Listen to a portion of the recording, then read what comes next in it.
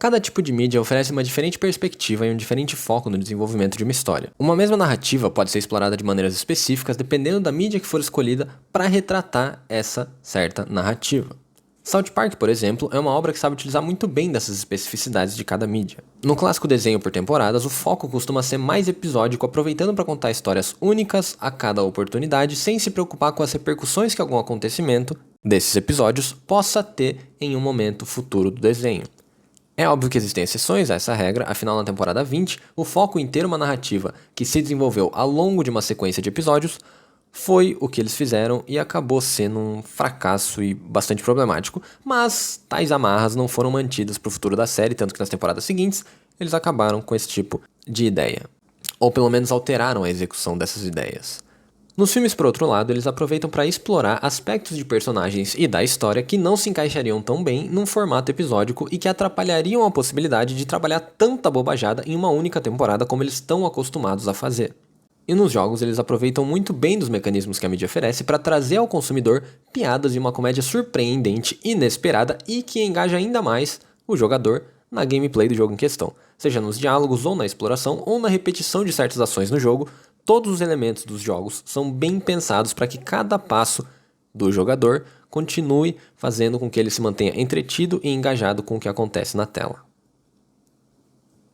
Óbvio que para South Park, todas essas diferentes mídias ainda são muito semelhantes. A comédia, o tom, a história e a narrativa variam para melhor se adaptar à mídia em questão, mas ainda são South Park, ainda trazem os elementos que se espera de um jogo, filme ou episódio de South Park. Outras obras, por outro lado, não conseguem fazer um uso tão efetivo dessa variação entre mídias. Eu gosto bastante de One Piece. Bastante mesmo. E assim, eu vou admitir que eu me empolguei pelo lançamento do live action. Eu achei que seria uma merda, mas eu me empolguei. E no final das contas, eu acabei achando certo. O live action de One Piece não é tão ruim assim, mas pra uma obra sobre One Piece, ele é uma merda. One Piece tem qualidade em praticamente todos os momentos da história. One Piece não fica bom lá pro capítulo 60. Ele começa bom e ele só melhora a partir dali. Ele começa bom e com o tempo ele te oferece qualidades que você nem esperava ver em um quadrinho de lutinha. Logo, tinha muita coisa interessante, muitos momentos emocionantes, muitos diálogos e cenas fortes e cativantes pro pessoal que criou a série utilizar no live action. Momentos que iriam atrair qualquer pessoa para esse universo de One Piece. Porém, muitos desses momentos, dessas cenas e muito dessa qualidade desapareceu na obra final. E por alguns motivos bastante estúpidos. Muitas cenas foram cortadas, o que já era de se esperar, afinal a série não tem duração suficiente para replicar tudo que existe no mangá e no anime. Mas parte dessas cenas também foram transformadas, ou substituídas por uma nova linha narrativa que os diretores e roteiristas quiseram trabalhar. Que no caso é a perspectiva da Marinha nesse começo da jornada do Luffy. E eu entendo perfeitamente dar aos criadores do live action uma certa liberdade para trabalhar da maneira que eles acharem melhor o material original. Porém, as escolhas feitas por eles foram muito, mas muito pobres. Começa com a opção por trabalhar a perspectiva da Marinha em relação à origem do Chapéu de Palha. Que decisão horrível. A linha narrativa da Marinha ocupa um bom tempo de tela e ela não agrega em nada. Nós descobrimos que o Luffy é neto do Garp, descobrimos o que são os Shichibukai, vemos o Kobe e o El Mappo trabalhando junto com o Garp, e é isso. Disso tudo, a única coisa que é remotamente válida de ser trabalhada é o desenvolvimento dos personagens do Kobe e do El Mappo. Mas não tem desenvolvimento. Não tem, pelo menos não um desenvolvimento que justifique o tempo de tela gasto com esses dois personagens. Eles mudam, aprendem, amadurecem um pouco, mas e daí? Vale a pena tirar tempo de tela do Usopp, da Benemere e de todo o bando do Chapéu de Palha para um pouquinho mais de desenvolvimento de dois personagens que mal participam da história? E talvez eles queiram mudar, talvez eles queiram que o El Mappo e o Kobe passem a participar com mais frequência da história, mas se eles querem fazer isso, aí pô, é mais motivo ainda pra não fazer. A história é tão bem feita do jeito que tá, pra que tirar tanto tempo de tela, de tanta cena importante, e dar esse tempo de tela pra dois personagens que podem ter um desenvolvimento feito em uma cena de 15, 20, um episódio que fosse, mas pelo amor de Deus, é tanto tempo que eles tiram pra mostrar essa bosta de relação e de trabalho com o Garp que eu não aguentava mais ver a cara desses malucos numa série de One Piece, em que os caras mal aparecem. Eles vão aparecer pra cacete no mangá, no anime, lá pra frente, lá pro episódio, sei lá, 300, 200, 400, não lembro, mas lá pra frente, é lá na casa das centenas. Não é nesse momento, não é agora, e não é dessa maneira maneira. Então, assim, de verdade, é uma atitude, uma decisão, uma opinião dos roteiristas, dos criadores, que é bastante incompreensível. Se eles têm tempo para adicionar novas informações, por que não adicionar mais sobre o bando? Mais interações, mais conversas, mais momentos de descontração ou de conflito, ou o que quer que seja. Eu entendo que pode ser arriscado e que eles poderiam facilmente cagar nos personagens, mas, tendo o Oda Gênio como supervisor dessa produção, eu acho que seria bastante fácil conseguir escrever cenas que desenvolvessem e trabalhassem mais a relação entre cada um dos personagens. Como eles se enxergam, como eles trabalham juntos, o que é que cada um tem que é valorizado pelos outros e quais características que cada um deles tem que faz com que os outros fiquem suspeitos em relação a certo membro do bando. Isso tudo poderia ser trabalhado facilmente com o tempo que eles gastam com a marinha. Mas eles preferiram focar neles, deixar o bando de lado e assim... O que eu vou fazer? A escolha deles, né? Eu tô aqui só pra assistir, mas assim... Porra, que escolha merda. Você que assistiu, você ficou feliz de ver mais do Kobe e do Elmap? Você ficou feliz de ver tudo isso? Foi bom gastar tempo com isso e perder cenas como essas? Se a sua resposta é sim, parabéns pra você, fico feliz por você. E eu espero que você aproveite a sua vida maravilhosamente daqui pra frente, mas eu não fiquei. E essa decisão foi uma decisão muito errada e pra ela se justificar, ela vai precisar oferecer uma narrativa muito boa dos marinheiros na próxima temporada. Porque do contrário, isso aqui vai vir a ser um tempo investido que não agrega em nada na obra. Não vai servir de trampolim pra nenhum trabalho futuro que vai ser desenvolvido. E o tempo que a gente teve com esses personagens aqui não foi nada tanto proveitoso assim. Então também, entendeu? No presente o bagulho foi meio merda. No futuro, se não se tornar nada, vai continuar sendo merda. Então assim, meio merda, né? E além disso, um outro grande problema da série é a... como é que eu posso dizer? A animização do live action.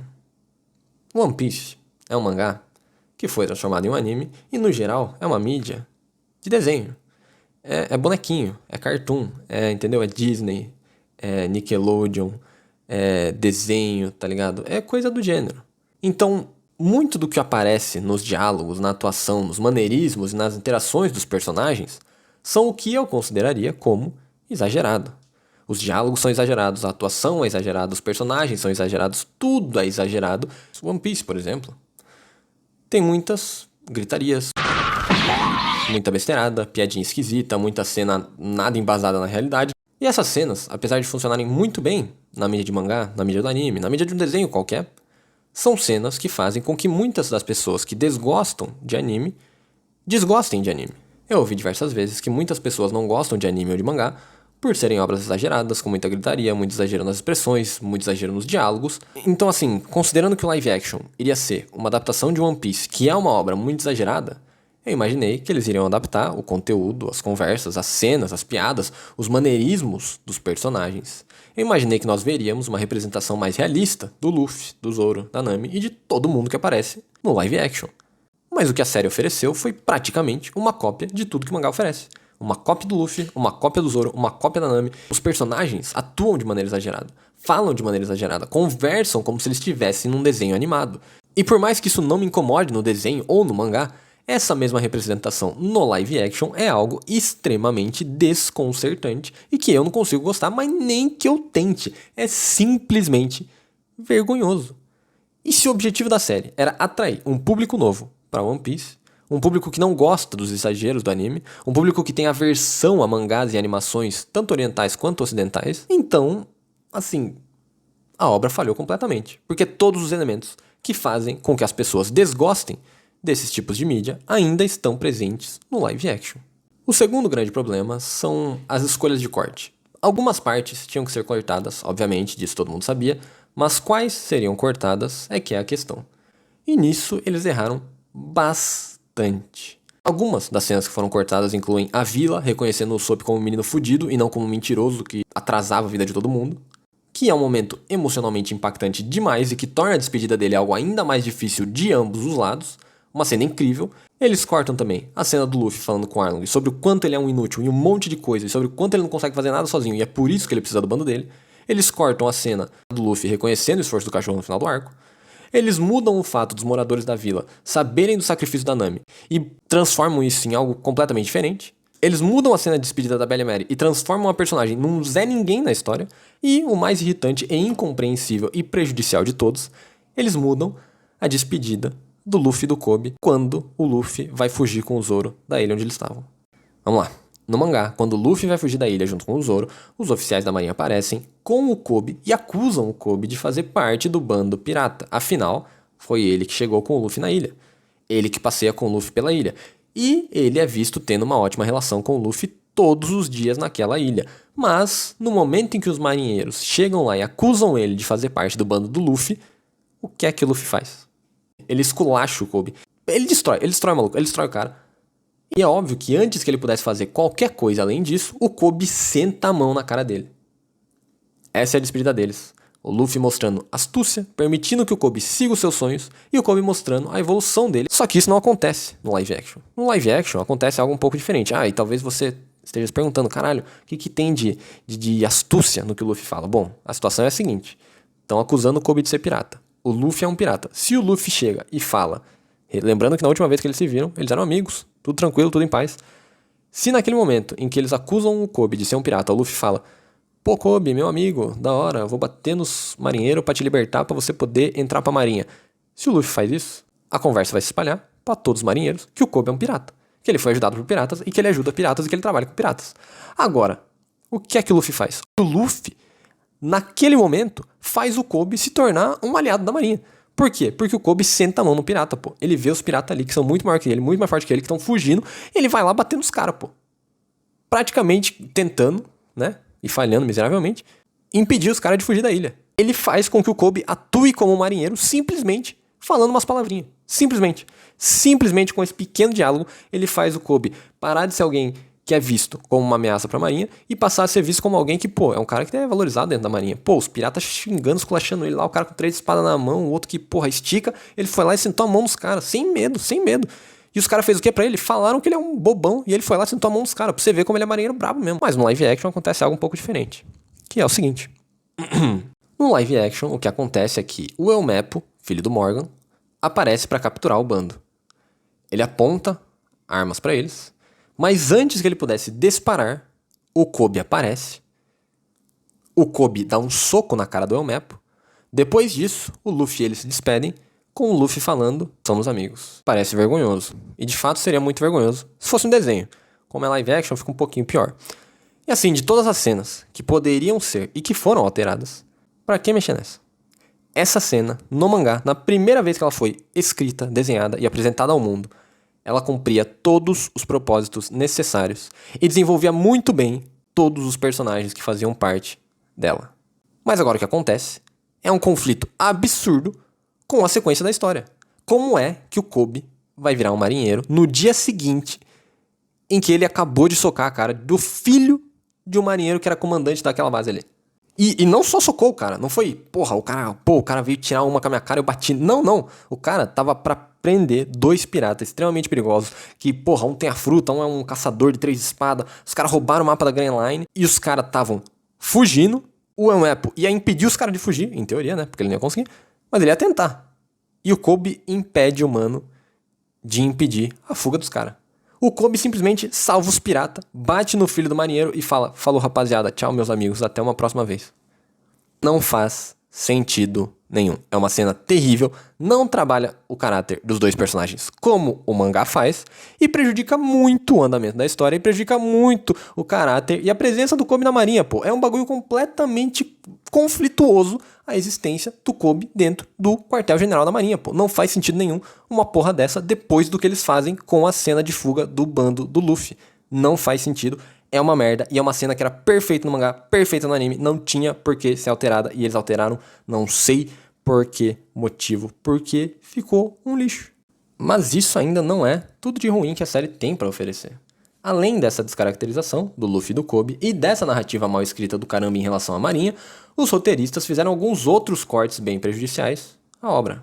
Na história do Bug, eles cortam toda a história da cidade, que não é muito prejudicial, mas eles tiram também um dos melhores momentos desse arco, que é o cachorro. Cachorro que briga com o leão pra proteger a sua casa. E eu entendo que talvez não fosse plausível fazer um leão de CGI esquisito só pra ter essa cena.